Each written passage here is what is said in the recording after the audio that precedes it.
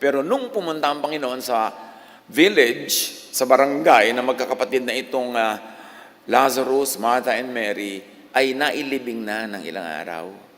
Patay na ng ilang araw at nailibing na si Lazarus. But Jesus is life. And Jesus is life. At alam niyo ni Martha, sabi niya, kung narito sana kayo, hindi sana siya namatay. Pero ang tinutukoy ni Martha ang kamatayan ay yung kamatayan lang ng katawan. No? Pero maraming uri ng kamatayan at maraming uri ng buhay at buhay na walang hanggan. But in all this, Jesus is relevant. Jesus is life. Jesus sets free from the fear of death and from death itself. Ito na marahil ang pinakamatinding takot ng tao. At kahit ng mga hayop at maging ng mga halaman ang mamatay. Kaya lahat gumagawa ng paraan para iwasan ang kamatayan at maraming kung ano-anong ritual, mga paniniwala, mga hokus-pokus na ginagawa ang tao para lang maibsan ang takot sa kamatayan, para lang ma-assure na magkakaroon sila ng buhay na walang hanggan. At sa usapang ito ni Martha at ni Jesus ay marami tayong mapupulot na aral. Hebrews 2:15, referring to Jesus that He might free those who all of their lives were held in slavery by their fear of death. Ang takot sa kamatayan ay tinatawag na pagkaalipin, slavery. Kasi buong buhay, nagpapakaalipin talaga ang mga tao para lang maibsan ang takot sa kamatayan. At isa dyan, pagpapaalipin sa relihiyon. Kasi ang relihiyon ang number one manakot tungkol sa kamatayan at number one ding nagtitinda ng kung ano-anong produkto na solusyon sa kamatayan para ang mga tao ay magkaroon ng buhay na walang hanggan. Ngunit kung relihiyon ang sagot, paano yun? Iba-iba ng sagot ang mga relihiyon. Iba-iba ng formula, iba-iba ng mga itinitindang doktrina. Alin doon? Hindi naman kung may pinanganak ka sa isang religion, yun ang paniniwalaan mong tama kasi lang naipanganak ka doon. Paano yung naipanganak sa ibang religions? Kaya dapat suriin. Kaya ang tawag ni Jesus sa takot sa kamatayan ay pagpapaalipin. So, sino man kasi na nag-aalok sa iyo ng kaligtasan mula sa kamatayan, ay siyempre may produktong ititinda at bili ka ng bili nun habang buhay. Kaya slavery yung fear. People fear death because they do not know enough about eternal life. At sinabi sa scripture, my people are destroyed for lack of knowledge. Ang takot ay nagmumula lang sa ignorance. Ano mang bagay na hindi mo alam, kinakatakutan mo. Ano mang bagay na hindi mo naintindihan, kinakatakutan mo. Kahit mga katuruan at doktrinang bago sa pandinig ay kinakatakutan. Kasi ganun ang slavery ng tao sa fear. So, fear of death enslaves. How do you set yourself free by the help of Jesus from this slavery, from this fear? Know life and the mechanics of life. Knowledge is power. Knowledge is freedom. Know life and the mechanics of life and be free from death and be free even from the fear of death. Ano mga dapat nating unawain? Marami, pero konti lang ang sisikapin nating mabuklat ngayon at sapat na yan na panghawakan para matanggal ang fear of death at maunawaan natin ang eternal life. One, life is designed. The universe is fine-tuned. Hindi aksidente ang universe. Hindi siya simple evolution, siya ay creation.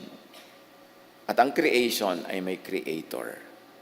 At ang creator ay eternal. And because we were made in the image of the creator, if the creator is eternal, therefore we are eternal. Dapat natin maintindihan yan. Tanggalin muna yung mga sapot-sapot sa ating isip na katuruan ng kung ano-anong iba't ibang relihiyon ng pananakot. Tingnan natin ang creation. Life is designed, the universe is fine-tuned. Consider yung isa sa mga rules of science, the golden ratio, or what they call the divine proportion. Hindi ko inaasahan na lahat tayo ma-appreciate o agad, maiintindihan in one sitting, kasi kumisan 4 years pinag-aaralan ng mga yan. Sapat na ngayon ay mabuklat natin para lang malaman natin, ay may ganun palang topic. Para assignment, homework, pag-aralan yung mabuti para maintindihan. Nobody expects you to understand everything in one sitting, especially right now. And this is the challenge of church preaching. Limited ka, 40 minutes up to 1 hour. Paano mo ituturo ang lahat ng yan? Kaya nagiging sound bites lang eh. At ngayon, i-consider nating sound bites na assignment ninyong pag-aralan lahat para lalong maintindihan. Ang goal lang natin ngayon ay buksan ang ating isip na may mga ganun palang usapin, may mga ganun palang topic na dapat lang saliksikin. We shall flirt with some scientific principles. Know, understand, at kung nano-nosebleed, just take note now and know more soonest. Huwag matakot sa bagong nadidinig, huwag matatakot sa bagong nalalaman, because God is knowledge and God is light. Now, the golden ratio in science is a perfectly symmetrical relationship between two proportions. Mathematically, this ratio is closely related to the so-called Fibonacci sequence, where each term is the sum of the previous two. For instance, 1, you start with 1. 1 plus 0, kasi 0 yung kakambal niya sa una, 1 din. Now, ang kasunod ng 1 ay 2. So, 1 plus 2 equals 3. Tingnan nyo yung sequence. Now, 3 plus 2, yung sinundan niya, equals 5. 5 plus 3, yung sinundan, magiging 8. And so on, hanggang maging 13, hanggang maging 21. This law is embedded in nature. Hindi pwedeng aksidente, kasi design. Tingnan natin yung sinasabi ng ating video sa Fibonacci sequence. Nakita na natin yan. Tingnan nyo uli, i-research nyo uli, paulit-ulit. Kasi that sequence repeats. Now, this pattern shows even in great works of art. Ano ba yung tinatawag na maganda? Lumalabas din yung sequence na yan kahit sa shell, kahit sa Milky Way, kahit sa mga halaman, sa fern na bumubuka, kahit sa storm na nabubuo pa lamang, kahit sa sunflower. Pag tinignan nyo, tinitigan, lumalabas yung Fibonacci sequence. At yung Mona Lisa, maganda kasi sumusunod pa rin yan doon sa pattern na yon. Maging ang Greek classical architecture. Maging lahat ng tinatawag nating maganda, yung pinayagan ng humanity na ma-establish na maganda, pati yung painting ni Da Vinci na creation of Adam, sumusunod sa ganun sequence.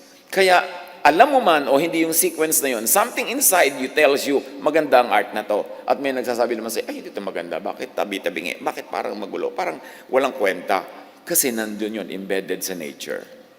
Pagka tinignan pa natin at kinonsider, halimbawa yung fractal geometry, spell fractal geometry, sometimes called Mandelbrot equation.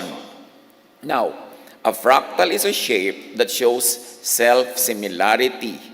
Yan, papasok ang microscope sa tinitingnang parts ng isang living thing. Yung pattern, ulit ng ulit, habang makakarating ang microscope mo sa mas maliit na mga bagay, makikita mong paulit-ulit yung pattern. Every part of the structure is the same as the whole. Maging sa mga shell uli, maging sa sunflower, maging mga sanga ng puno, at yung mga veins ng mga dahon, at maging mga sanga-sanga ng mga ugat, at kung ano-anong bahagi ng ating baga, nandun lahat ang sequence na yan. Pag binuklat mo through the microscope ang lahat, malalaman mo mayroong creator. Lalo naman, pag umakyat ka sa taas, sa kalawakan, through a telescope naman, lalong makikita mo na may creator. The microscope and the telescope are God's great prophets. Kasi inire-reveal nila ang mga hiwaga ng Diyos, na hiwaga lang yun sa hindi marunong. Pero sa marunong, hindi na yun hiwaga. It becomes knowledge. Now, the golden ratio and fractal geometry appears all over nature. Nature follows these patterns. So, anong ibig sabihin, mga kapatid? Merong natural law. Law that applies to all. Ano man ang relihiyon mo, the law of gravity will apply to you. The law of physics will always apply to you. Ano man ang sekta mo. The law of velocity, buoyancy, all of this will apply. Kasi yan ang universal law. Kaya alam mo yan ang law ng God over all the laws of many religions that are competing, bangga-banggaan, laban-labanan, alin ang totoo. Siyempre, kung narrow-minded ka, ipipilit mo, yung faith mo ang totoo. Kasi yun ang faith mo. Kasi doon ka lumaki. Kasi doon ka sumali. Pero paano yung iba? Ginigit din nila yung kanila ang totoo. Alin ang universal truth that is true everywhere, every time? scientific laws. So you know that the Creator is the scientist.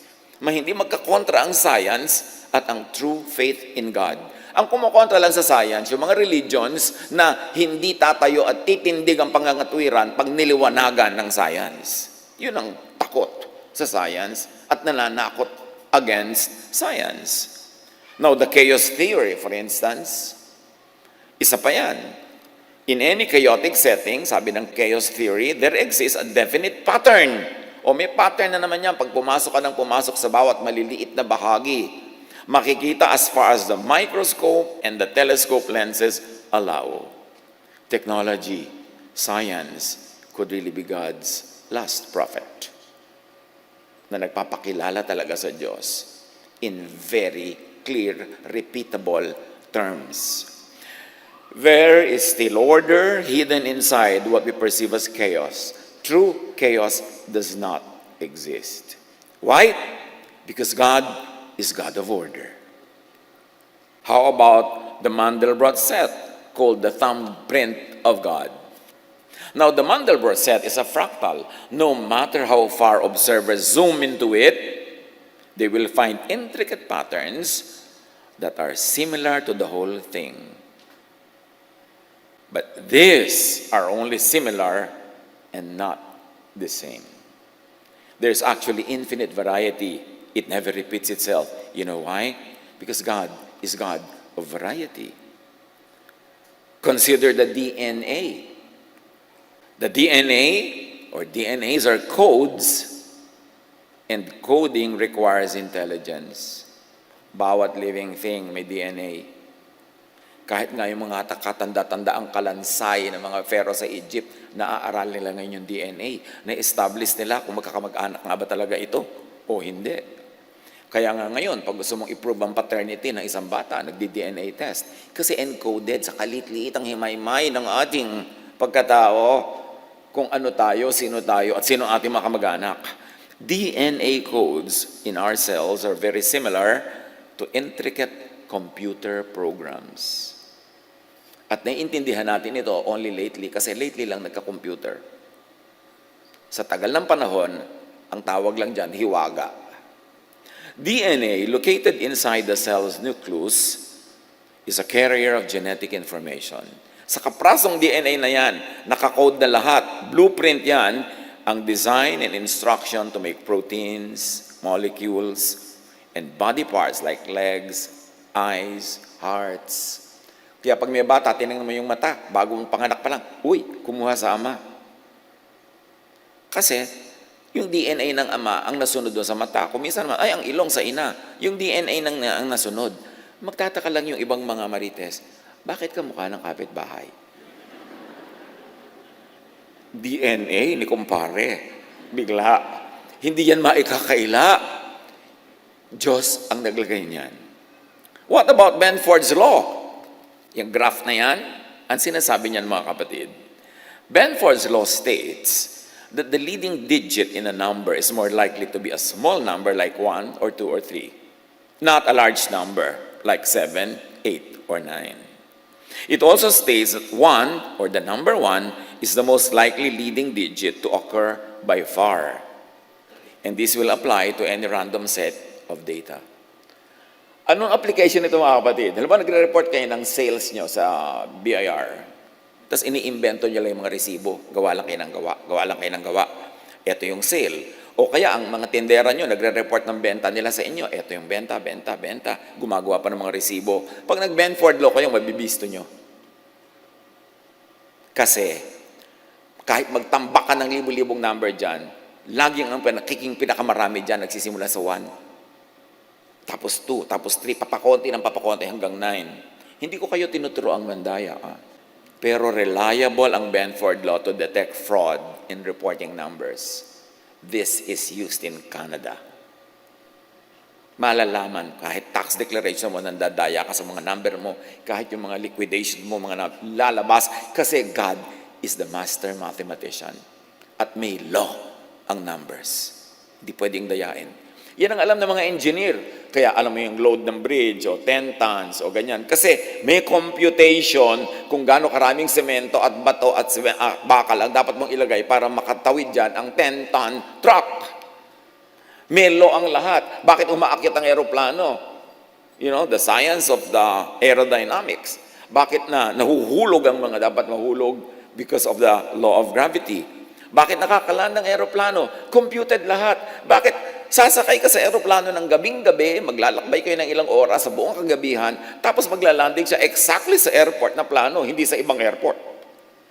Sumusunod lang yan sa laws of physics, sa laws of geometry. Hindi yun pwedeng palitan. Bakit? Kasi ginawa yun ng Diyos. Bakit ang mga doktor sinabi, itong gamot, inumin mo, after 5 days, may talab na yan. Kasi na-observe na nila, yun ang science, na-observe mo kung ano lang yung nando na nakatotohanan. Kaya gumagaling ka, kaya ka na-o-opera, kung ano nang ginagawa. Dahil may law ang lahat. Marami pang ibang natural laws. Laws of chemistry, of physics, laws of the sciences, and the laws of the applied sciences, like medicine, therapy, engineering. Yan, ina-apply nila to practical terms, those theories that are already proven to work. What then can be concluded? Bakit tayo nagsascience here? Merong design. Therefore, merong designer ang lahat. May intelligent, and more than that, loving plan ang designer. At pag naintindihan mo to, mga pawi ang takot mo sa kamatayan, kasi pati yung kamatayan at post-kamatayan, plano na. Walang surprise. Jeremiah 29:11, "For I know the plans I have for you, declares the Lord. Plans to prosper you and not to harm you, plans to give you hope and a future, that even death is not meant to harm you." Dapat yung dibdibin.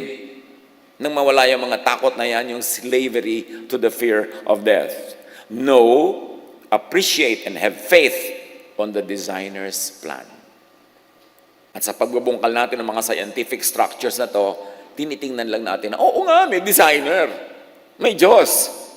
At hindi to aksidente. Hindi kung ano-ano lang. May pupuntahan ng lahat. Therefore, may pupuntahan ako. At ang pupuntahan ko, ang Diyos. Dibdibin. Apply this to death and to the fear of death. Bakit ako pa ulit-ulit sa team na to, yung fear of death and death? As a pastor for more than 4 decades, alam ko na, concluded na, ang talagang major fear ng tao, kamatayan. May sagot na dyan ng Diyos eh. Tapos nagre-religion ka ng 10, 20, 30, 40, 50, 60, 80, 90 years, takot ka pa rin, edi walang napala. Kaya kailangan makalaya. Na napakahalaga, know, appreciate, and have faith on the designer's plan na outside of religious and sectarian texts, traditions, and doctrines. Science inevitably opens to the idea na mayroong designer, creator, sustainer, na mayroong Diyos. Napakarami ng mga scientists na nagsimula as atheist, kaaral, hindi nila maiwasan ang katotohanan na may creator. Yun lang magde-design ka ng spacecraft na maglalanding sa buwan, na ilang araw na naglalayag sa kalawakan, para ma-compute mo yung mathematics na umalis dito sa Earth na umiikot at magbabiyahe all throughout the space, na hindi siya babangga sa mga ibang mga bagay doon sa kalawakan at makakarating sa buwan na nagbabiyahe din, magkaiba ng biyahe yung Earth at buwan, na-compute mo na maglalanding talaga doon sa ganung oras, sa ganung araw. Kasi may batas na hindi maiiba. Na ganun ang takbo ng mga planeta, ganun ang speed, kanya-kanyang speed, kaya walang mga banggaan. May batas. Habang nag-aaral ka ng science, sobrang bulag ka na pag hindi ka pa naniwala may Diyos. Pwede kasi naman na hindi naniniwala yung mga scientists sa Diyos, yung Diyos na drawing ng religion. Kasi napakarami naman talagang drawing ang religions na hindi naman kapani-paniwala kung isa kang tao nag-iisip at marunong. Kaya dapat hanapin mo yung drawing ng natural law because it will point to the Creator who is God. The God of the sciences is unassailable. Although the God of the religions could be questionable kasi mga religion nga mismo, iba-iba na tinuturo eh. So alin dyan na papaniwalaan mo? Kaya mahalaga yung science. Huwag kayong matakot sa science because God is the ultimate scientist. Job 12, 7 to 10. But ask the animals, and they will teach you. Or the birds in the sky, and they will tell you. So gusto mo maghanap sa Diyos? Mag-biology. Sino sa inyong laging absent noon sa biology? Hindi tuloy natandaan na ang Heterobasidiomycetidae is the scientific family name of mushrooms. Hindi nga ma-spell. While most religious laws or theologies are inconsistent, contradictory, myopic, local, and sectarian, while most religious laws point to competing prophets and theologians, natural and scientific laws are constant and universal. They point to and reveal the non-sectarian Creator. At gusto kong bigyan ng diin non-sectarian God. Ang God kasi, pinag-aagaw-agaw ng mga sekta, ng mga relihiyon, at binibigyan ng kanya-kanyang bihis, costume, itsura, drawing, at mga doktrina. No, go to the non-sectarian God of creation. At pwede rin siyang makilala sa Bible. Ang dami-dami pwede mo pagkakilanlan. Marunong ka lang dapat pumili at manuri kung ano ang titingnan. Job 12, 7 to 10, mag-biology ka daw. Or speak to the earth, and it will teach you. So mag-geology. Or let the fish in the sea inform you. Mag-fisheries. Mag-oceanography pa kung ibig mo. At sa pagpapatuloy ng Job, which of all this does not know that the hand of the Lord has done this? In His hand is the life of every creature and the breath of all mankind. Ang ganda ng realization. Napakaraming magagandang mapupulot sa Biblia. Marunong ka lang tumingin kung saan. Psalm 19:1, the heavens declare the glory of El, or of God. You know, in the original Hebrew of the Old Testament, it is El that is used. In the English translation, it becomes God. And that's when it becomes very contestable to many people. But all the original Hebrew verses say El when they mean God. The heavens declare the glory of El, and the sky displays what His hands have made. Mag-astronomy. Kahit daw sa astronomy, makikita mo ang Maker. What we have is not accident, is not chance, but creation. And we are the crowning glory of that creation, at least from our point of view. Now, understand, as we have been saying, life and the mechanics of life. And one important truth is that the Creator is eternal. God does not die. Jesus, the man, died. But remember, Jesus is the divine that was made into flesh. And that flesh was a thing that died, not the spirit of Jesus that is eternal. Romans 1:20, for since the creation of the world, God's invisible qualities, His eternal power, had been clearly seen, being understood from what has been made. Ang linaw ng sinabi ng Romans, ang pagpapakilala ng Diyos ay sa pamamagitan ng Kanyang nilikha, mga bagay-bagay na nakapaligid sa atin, not from religious and sectarian theologies. Pag diyan ka nagpadala sa mga religious and sectarian theologies, dahil iba-iba yan, malilito ka talaga. Gusto mong makilala ang creation, kilalanin mo yung Creator. Paano mo kilalanin yung Creator? Through the creation. Through what has been made. Through the material world. Because creation reflects the Creator. Even we are made in God's image. And that is not meant to be physical. We are made in the Spirit, or in the image of the Spirit, in the nature of the Spirit of God. Creation reflects the Creator more than competing theologies. 1 Timothy 1:17, now to the King eternal, immortal, invisible. And may I add, but visible through creation. You want to see God, you cannot see God in truth because God is spirit. But if you want to see God, at least, even on lower terms, look at the physical world, the universe, because imprinted doon yung character ng Creator.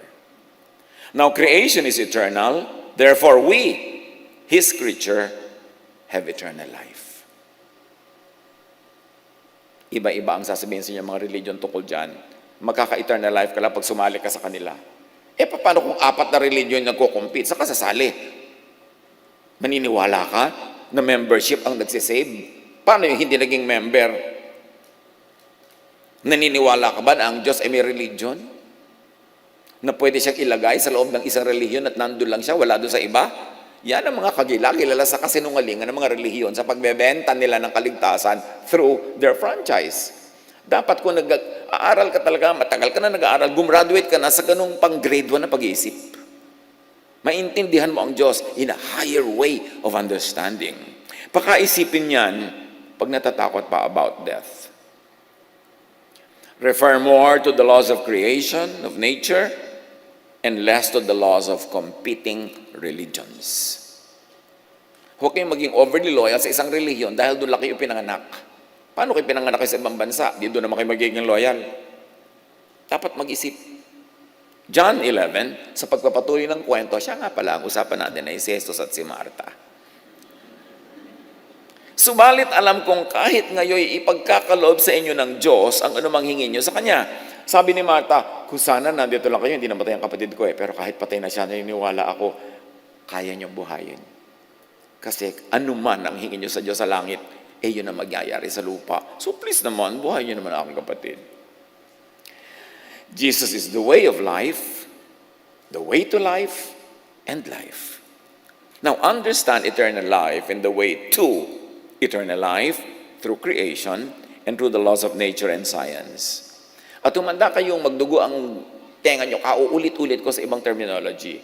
Kasi repetition clarifies. Kung naintindihan nyo na sa unang sabi, huwag nyo nang pansinin yung kauulit. Kasi merong mga sa ikapitong sabi pa maintindihan eh. So kailangan ulit-ulitin natin para sa kabutihan ng lahat. Now understand eternal life and the way to eternal life through creation, more than through iba-iba at kontra-kontrang religious teachings. At matatakot ka lang pag doon ka nakinig. Now, remember we said God created a fine-tuned universe? Planado ang lahat. Walang tsamba-tsamba. Meanwhile, beneath, above, and beyond the visible, all creation is energy, frequency, and vibration. Konting basic sciences lang will tell you everything vibrates. Kahit yung hindi gumagalaw na isang bagay na hawak nyo, nagbabibrate yan in microscopic levels. Yung lampas, higit sa nakikita ng mata, ang lahat ay vibration, energy, frequency. Kaya nga ang radyo, frequency eh. Nagtataka kayo, bakit yung boses ng artista ng radyo na nandun sa malayong studio ay lilipad sa himpapawid, madadakma ng radyo nyo at dadalhin sa tenga nyo yung boses niya, di ba? Kasi yung boses, more than what you can see and what you can hear, vibration yun eh, frequency. Kaya pag yung radyo nyo, dinala nyo sa frequency 702, madidinig nyo DCIS. Pero iurong nyo lang ng konti, iba na madidinig nyo. Kasi ibang frequency na yung pinupuntahan nyo. Ngayon, lahat may frequency. Pag naka-tune in ka sa frequency ng Diyos, can you imagine what will happen? Kaya dapat na-develop natin lahat yan, may frequency. Nothing rests, sabi ng science. Everything moves, everything vibrates. John 4:24, God is spirit, sabi ni Jesus, and His worshipers must worship in the spirit and in truth. So, espiritu ang Diyos. And in the spirit world, it's all vibration, frequency, energy. Yun yung mga na-discover ni Tesla, ni Nikola Tesla, energy. Na pwede pala ang wireless power makarating kahit kanino, pero pinigil lang yan ng mga gustong magbenta ng power. Kaya kailangan may wire para dadaan ka sa wire nila Ganun yan yung mga relihiyon. Kailan dadaan ka sa kanila. Franchise lang yan eh. Now, God, the Creator, has and is Spirit. Therefore, God, the Creator, who is not matter, who is not physical, but Spirit, is supreme energy, frequency, and vibration. Hindi yan pagtampalasan sa kadakilaan ng Diyos. Inuunawa lang natin sa ibang pananaw. God is not a man, sabi ng Hebrews 23:19. God is not a white-bearded lolo na nakaupo sa mga ulap at may hawak na kidlat para tudlain ang mga nakakainisan niya. Yan ang drawing ng religion. God is not a man. Kaya hindi tayo dapat mag-confine sa mga religious images kasi puro images yun ng humans. Yung mga lahat ng mga divine personalities represented as humans. Hindi nga human ang Diyos, hindi nga man. So, misrepresentation yun na God. Repeat, God, the Creator, has and is Spirit, therefore is supreme energy, frequency, and vibration. The energy, the frequency, and vibration of God is love. Imagine God and love as a spiritual and invisible power, energy, vibration, and frequency, only manifesting in the material world through many acts of love. But love is an idea. Love is a concept. Therefore, love is frequency, energy, vibration. And God is love. I-correlate nyo yan. Magkakadugtong yan. Only understood by those who will really plumb the depths of the many angles of truth. In the spirit world, it's not physical or material or anthropomorphic. Hindi kamukha ng tao. It's spirit. Ang usapan spirit, energy, vibration, frequency. Ang creator ay energy, frequency, power. Therefore, ang creation ay ganun din because we were made in God's image. Our true essence is not our nose, not our eyes, not our body, not the color of our skin, but the spirit in us. And that spirit is frequency, energy, vibration. When the body dies, that spirit is released and it goes back to God, who is the true frequency and energy and vibration. But even while you're alive in the body, the spirit can already align with the Spirit of God. At yan ang sinasabi ni Jesus, that you can be the kingdom of God. The kingdom of God is in you. It's not in the stone temples. It's not on mountains. It's not in places of worship. You are the temple of the God, of the Spirit of God. So pagka tumugma na ang frequency mo, ang vibration mo, ang energy mo sa frequency, energy, and vibration of God, nakakabit ka na sa God, nakakonect ka na sa eternal life. Kaya sabi ni Jesus, if you are in me, though you die, you do not die. Or though your body dies, you live again. Paulit-ulit si Jesus sa tema na yon. John 5:24, you cross from death to life. And that energy, that frequency and power and vibration is love. That's why love is the greatest. Sabi ni Paul, na-realize niya to So faith, hope, love abide, these three. But the greatest is love. Why? Because God is love. The vibration of God is love. And if you are loving, no matter what your religion is, you vibrate in the frequency of the Creator. Therefore, eternal life is in you. Masyadong esoteric, pero spell esoteric. Kaya sabi ko, pag-aralan nyo to, hindi ito matatapos ngayon lang. Pero sasagutin ito ang napakaraming tanong na hindi nasasagot ng isang katerbang katekisim. Kailangang pagsikapan.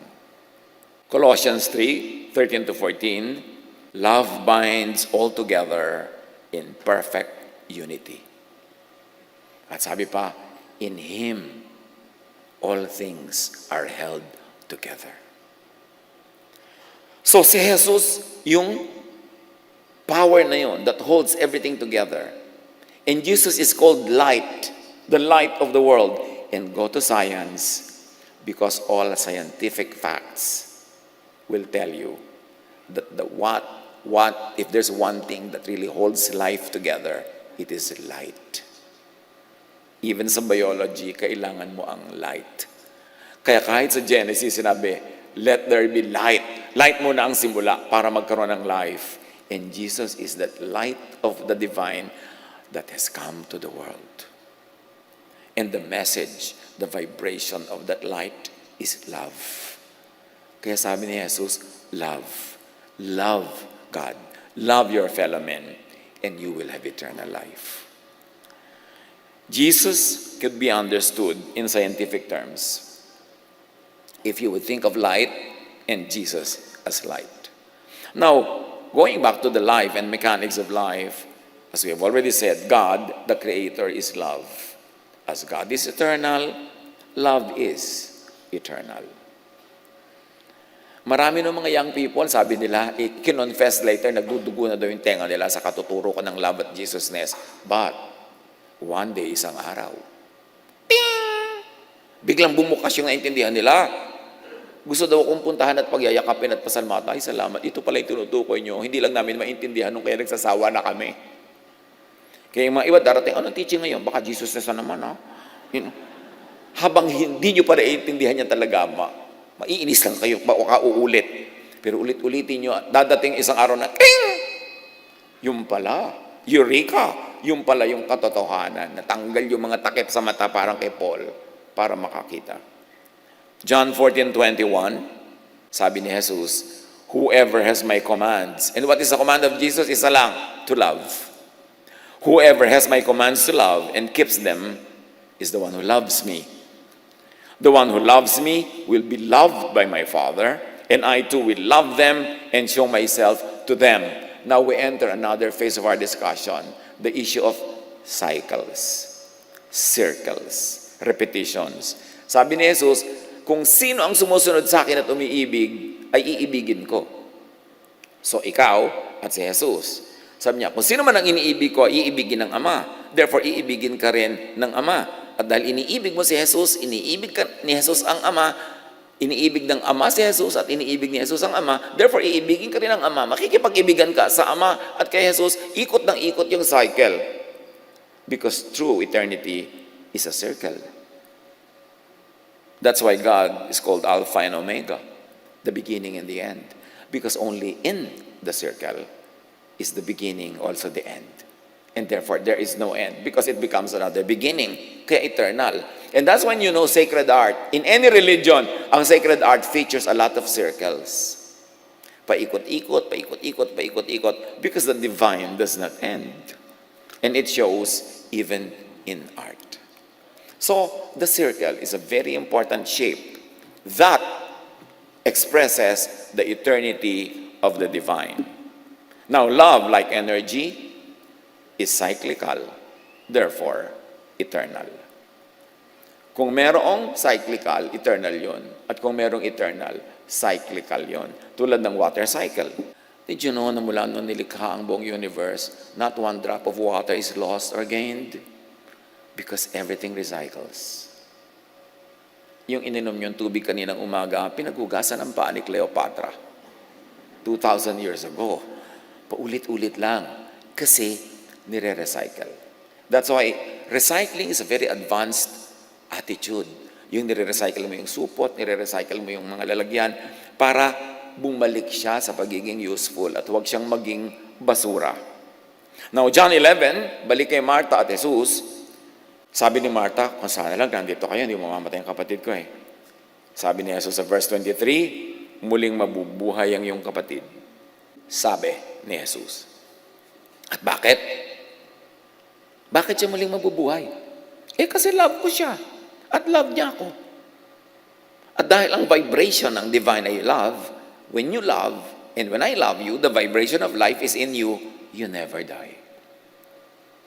Only the body dies, but it actually doesn't die. The body only recycles.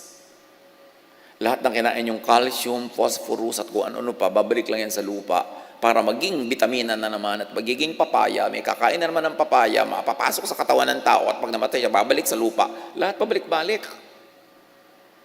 Kaya yung kinain nyo kaninang umaga, hulaan nyo kung ano yun. Sa kanyang previous cycle. Pabalik-balik lang. We participate in the circle of life. At bakit mabubuhay si Lazarus? Because he is in me, kung sasabihin ni Jesus. And I am in him. And because I do not die, whoever is in me will never die. At sino man ang aking pamugaran, tirhan, at makipag-isa ako sa kanya, hindi rin siya mamamatay. Masasama siya sa buhay, hindi niya ako madadala sa kamatayan.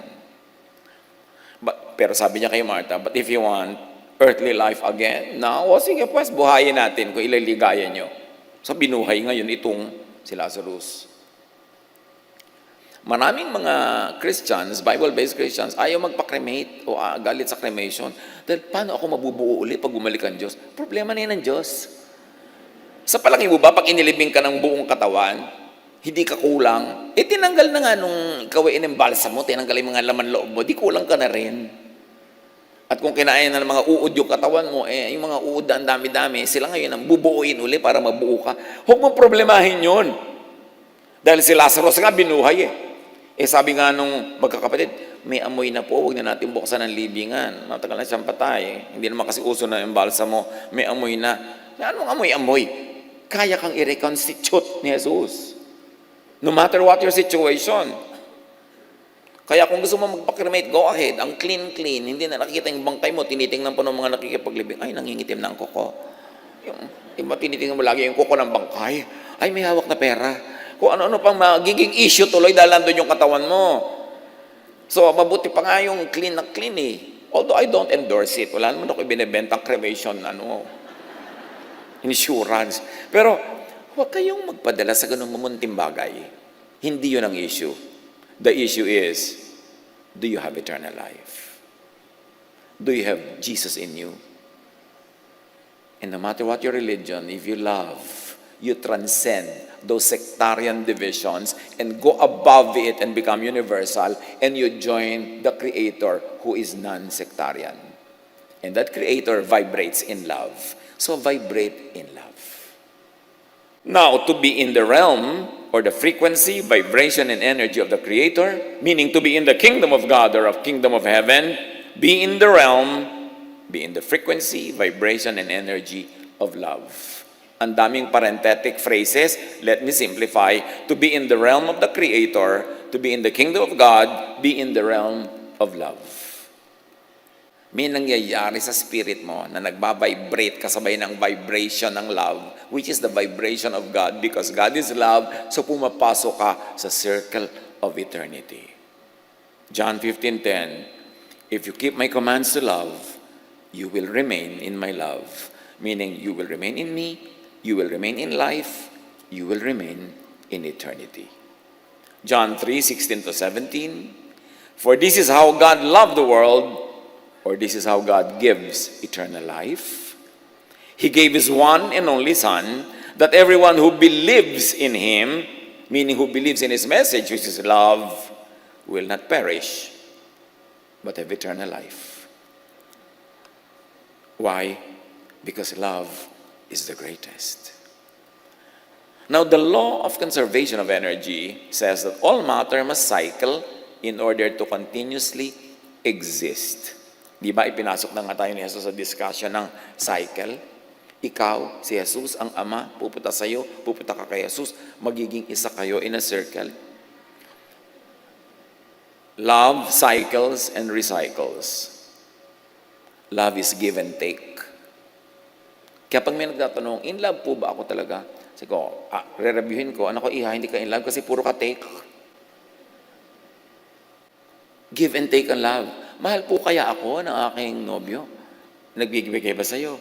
Take po ng take. My boyfriend gets and forgets. Well, I give and forgive. Hindi love yan. One way yan. Kasi love is two-way. And only a two-way love will remain forever. Kaya yung mga mag-asawa ko minsan, you fall out of love, unti-unti, dahan-dahan. It takes years bago mo ma-realize na hindi ko na pala ito mahal. Bakit? Kasi walang cycle. Walang two-way. Puro ako na lang ng ako ang nagpapasensya, ako na lang ng ako nasasaktan, siya na lang ng siya ang masarap ang buhay. Lalayo na lalayo ang loob mo, nawawala yung love. Kaya yung love is two-way. Love is cyclical. And if it is cyclical, it will be forever. It will be for life. Because if it's a cycle, if it recycles, it will be eternal. The first law of thermodynamics says, energy cannot be created or destroyed. Nalaman nyo na yan ng grade 4 science pa lang, kundi kayo absent. Energy cannot be created or destroyed. It can only be transformed from one form to another. So ikaw, hindi ka madedestroy. You will only be transformed. You will return to God in another format. Huwag niyo naman paniwalaan yung mga karton ng relihiyon na pagbalik mo sa Diyos, nandun lahat ng mga kamag-anak mo, nakakimuha na pa rin ang lola mo, nakadaster ang nanay mo, naka-jogging pants yung kuya mo, at may reunion kayo doon na parang yung barangay nyo, inilipat lang sa Pasay to heaven. Ganun kasi i-oversimplify ang relihiyon eh. Ay, may reunion tayo. Ay, nandun po ba lola ko? Siyempre, nandun lola ko. Magkagawa po din po kaya sa Nata de Coco. Siyempre, you mean to say, may Nata de Coco din sa eternity? Lahat physically lilipat? No. Matatransform ka, we will be changed. At ang matitira sa'yo, yung essence mo, yung vibration, yung frequency, yung energy. Alam nga naman ganyan. Kaya ang tanong ng iba, paano po ako ngayon? Baldado po ako. Baldado po ba ako sa eternity? Siyempre, sagot naman ng Pollyannish religion, hindi, gagaling ka na. Ano pang edad ko? Kasi ayoko po ng itsura ko ngayon. Gusto ko yung itsura ko noong ako'y 20 anyos. Sabihin natin sa Diyos, ibalik ka sa 20. So, merong iba-iba na naman. Ang gulo-gulo. Kasi hindi naman tayo ganitong-ganito paglipat eh. Kaya ko ipinipilit ngayon, intindihin nyo that this is all frequency, this is vibration. Hindi ito physical being. Lalampasan mo yan. Kung hindi man natin maintindihan lahat niya ngayon, ipasa Diyos mo na lang. Hindi mo nga naintindihan nun yung geometry, pumasa ka pa rin eh. Kakagraduate ka pa nga. Di ganun din yung spirituality. Hindi mo kailangan maintindihan lahat. Tanggapin mo na lang, alam yan ng Diyos. Tapos, ang mahalaga, love na lang. Kasi yun ang kaya natin maintindihan. At hindi mo man maibatid ang mechanics noon, it is what will bring you to eternal life. God said that. Jesus said that. The Bible keeps repeating that. At physical death, what happened? Sabi ng Ecclesiastes 12:7, the dust returns to the ground it came from. Ibig sabihin, the body recycles to become stardust again. So huwag mong asahan na yung ganyang-ganyang katawan mo ang pupunta sa eternity because your body will be left behind. Babalik yan into chemistry, into elements of the earth para pakinabangan uli ng earth, para ma-recycle. Yung spirit mo ang pupunta sa Diyos. Yung spirit na galing sa Diyos, na nakisanib sa katawang lupa mo. Pero yung katawang lupa mo, hindi talaga ikaw yan. Yung vibration mo na galing sa vibration ng Diyos. Yung frequency mo na nagkakaintindihan kayo ng Diyos. Kaya sabi ni Jesus sa prayer, okay, mag-pray ng maraming words. Let your prayer be short. Because if your frequency is with God, hindi mo pa sinasabi, nakarating na sa Diyos. Beyond words. Kasi ang usapan nyo in frequency, not in human language. Kaya ayaw ni Jesus ng napakaraming prayer eh. Kasi bumababa sa earth yung kahulugan ng prayer, hindi tumataas. Kailangang makalampas yan sa physical realm at maging vibration. Yung vibration, mga kapatid, di ba kung minsan may tao, nakita mo, parang mabigat ang dugo ko sa kanya. Yung nagbebeso-beso yung katawan nyo, pero yung mga kaluluwa nyo, nagsasampalan. Alam nyo kung bakit? Ang nag-uusap doon, vibration eh. Nabi-visualize yun na yung vibration. Di ba? Hindi yun ginig-ginig na gano'n. Hindi. Merong katotohanan na hindi kita ng mata. Pero ang espiritu nag-uusap. Meron naman, na-meet mo pala siya, ang gaan-gaan ng dugo ko sa kanya. May gano'n. Kasi yung espiritu mo, mas maraming alam kaysa sa utak mo. Kaya nakikinig ka sa discernment. May nagsasabi sa'yo. At yun yung vibration. Now, Ecclesiastes 12:7, the dust returns to the ground it came from at death, and the spirit returns to God who gave it. Meaning, the spirit recycles to energy, to vibration, to frequency of the Creator. And you become completely one again because now you are no longer encumbered, you are no longer limited by the physical body. That's why death is freedom. Kaya huwag matakot.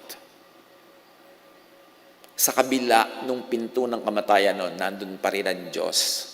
Mas maningning, mas mauunawaan. Believers in Jesus and Jesusness vibrate in the frequency of eternal love. Enter the sphere of the divine eternal energy.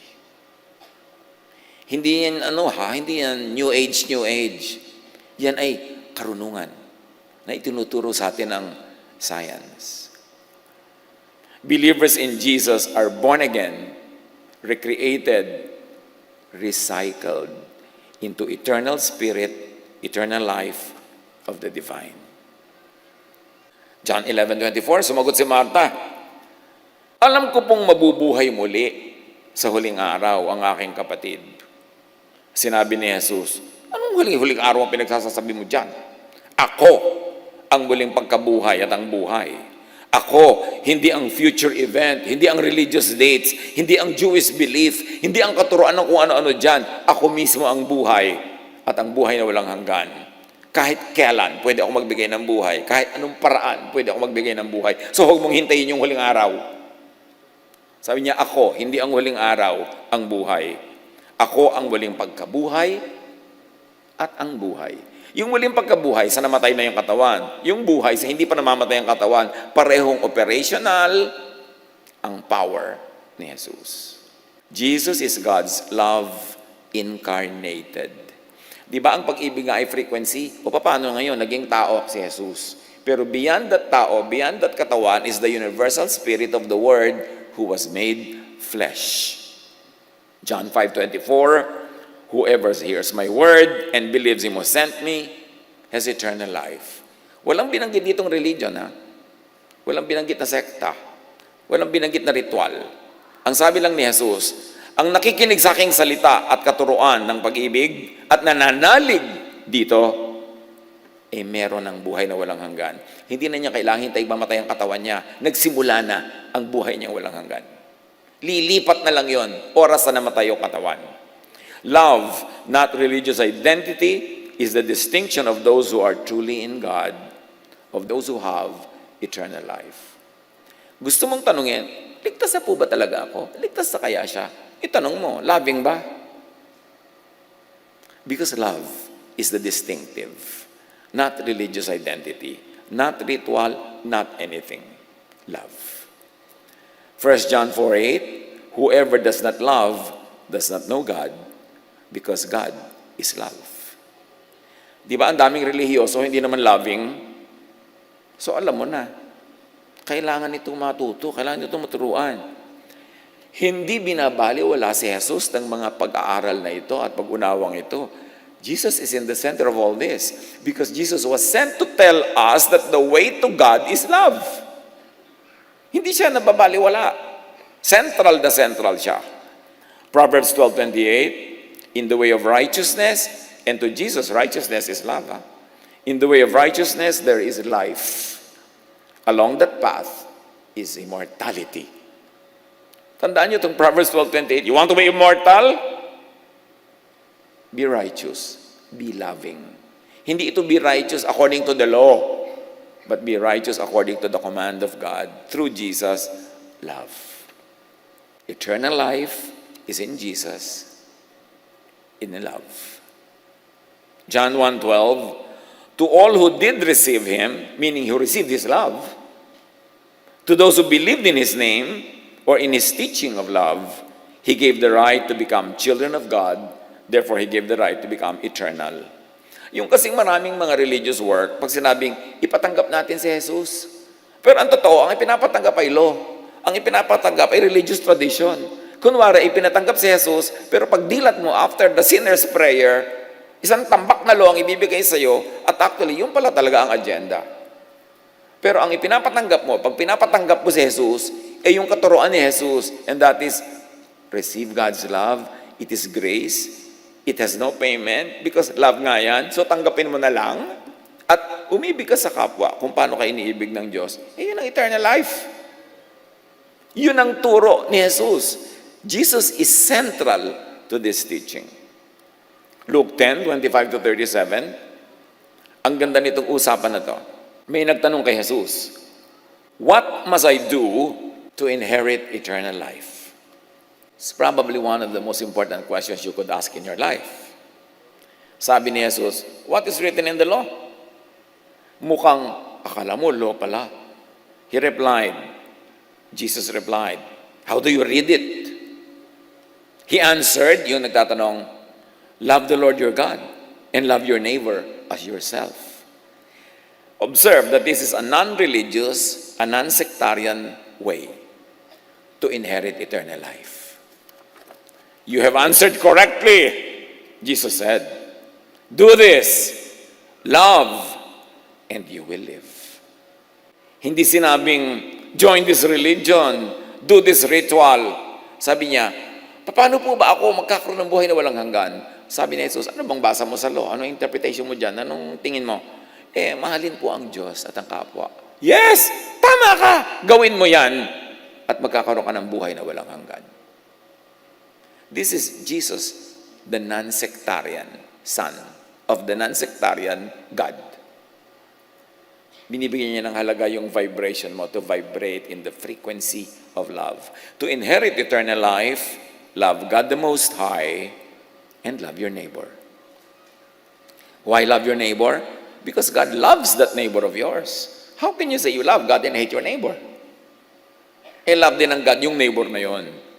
Non-religious, non-sectarian. Here, Jesus sets free from religious brands and branding. Another mechanics of life na dapat ma-appreciate is recycling in spiritual terms, religious terms. Being born again is the way to the way of eternity, the way of the kingdom of God. Get into, stay in the cycle of love, of energy, of life. Nawa ka, uulit natin ang word na life na yan and love, lalong lumalim ng lumalim. Huwag niyong bilangin, ika-37 ulit na yung word na love. Kailangan patalabin. 1 John 4:12, no one has ever seen God. No one has ever seen God, but if we love one another, God lives in us, and His love is made complete in us. Therefore, you want to see God? Love one another, because the act of loving one another makes God visible through our visible works of love.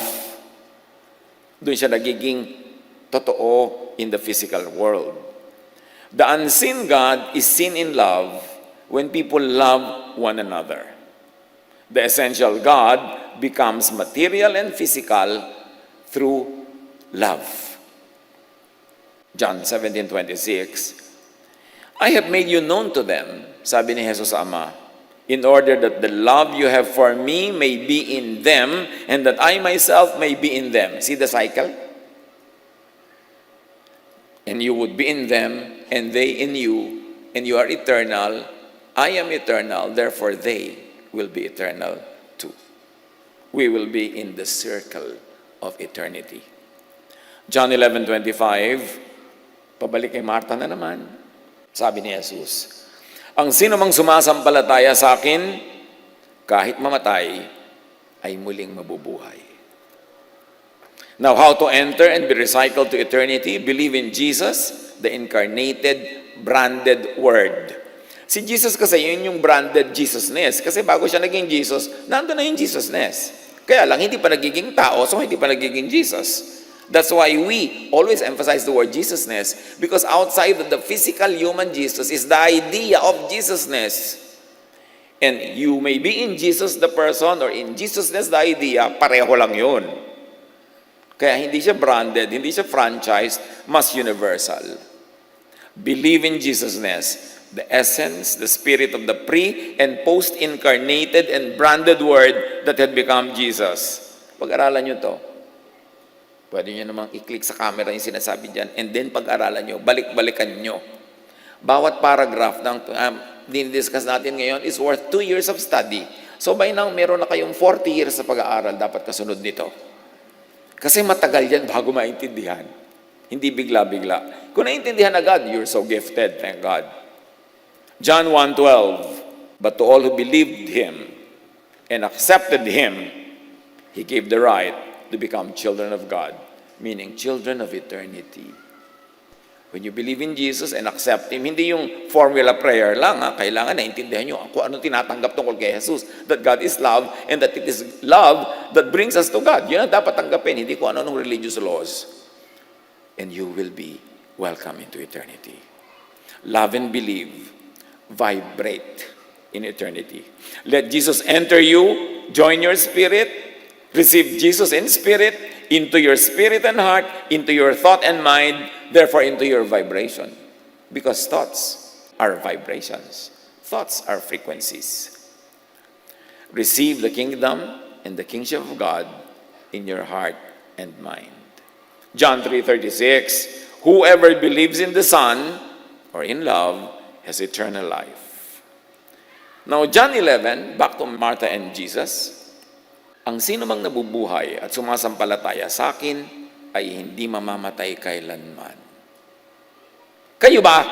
Sumasampalataya kay Jesus? Ang hina naman. Therefore, hindi kayo mamamatay kailanman. Sinabi na ang linaw-linaw. Walang namamatay. Nare-recycle lang. Life rewards with eternal life those that give back to life and help sustain life. In other words, those that love. Kanina pa natin pinapaliwanag yung cycle. For anything to be eternal, it must cycle and recycle. So sa buhay, ang magiging eternal, yung nagre-recycle, yung kasama sa cycle. Therefore, hindi lang tumatanggap, nagbibigay din. Kasi ang tunay na cycle, you receive and you give. Then you receive and you give, and you give and receive, it becomes eternal, parang pendulum. Pero kung get ka lang ng get, huwag mong asahang may eternal life ka. May mangyayari sa'yo, pero hindi ka mamamatay. Iba. Next month na kaya natin pag-usapan yon. Those who love could become like a supernova. Nabanggitan natin yan many months ago. Sa supernova, ibig sabihin lang yung mga bituin na dahil bigay sila ng bigay, sumasabog sila at nagiging maraming bituin din sila. This is a scientific phenomenon. Yan tinatawag na supernova. Another word to study. If an object like a massive star keeps on giving out, it will become a supernova. It will shine most brightly and then explode to spread its matter back to the universe. Yan yung sinasabi ng Ecclesiastes, the spirit returns to God. Pag supernova ka, give ka ng give, love ka ng love, sabi ng Diyos, isali natin siya sa eternity. Kasi ang kasama sa eternity dapat nagre-recycle, kasama sa cycle of life. Pag take lang ng take, hindi nag-give, ba't natin isasama yan? E di uubusin niya ang life. Kailangan nag-give. So, sabi ng ganon, magiging supernova ito. Mamatay ka man, dadami ka. Di ba, ganon din tayo, yung mga nagpa-aral ka, namatay ka man, marami yung natuto. Nagpakain ka, mamatay ka man, marami yung natuloy ang buhay, nadugtungan ng buhay. So yung bigay ng bigay, yun ang tunay na umiibig. At ang tunay na umiibig, kung hahanap tayo ng comparison sa astronomy, yun yung nagiging supernova, sumasabog, hindi para mawala, kundi para dumami. Those who love could get recycled, recreated, reborn. In other words, it could become born again. Kaya sabi ni Jesus, you must be born again. You want eternity? You must be born again. Kailangang maging supernova ka. Mag-give ka ng give, tapos sasabog ka, at dadami ka. Yan yung nagkakaroon ka ng buhay na walang hanggan. Kasi buhay ka pa, nagpapatuloy ang buhay mo dun sa mga inibig mo, minahal mo, pinakain mo, kasali ka sa circle of life. John 3:3, Jesus replied, very truly I tell you, No one can see the kingdom of God unless they are born again, unless they are born from above.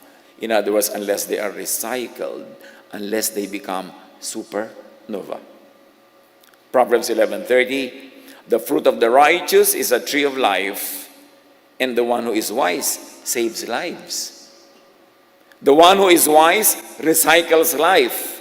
The one who is wise gives and receives. The one who is wise loves and therefore will be eternal. Look at Jesus. Look at Jesusness. And look at Jesus as believers as supernovas. John 12:24-25, I tell you the truth. Ito yung in biology, ito naman yung equivalent ng astronomy, supernova. Sabi ni Jesus, I tell you the truth.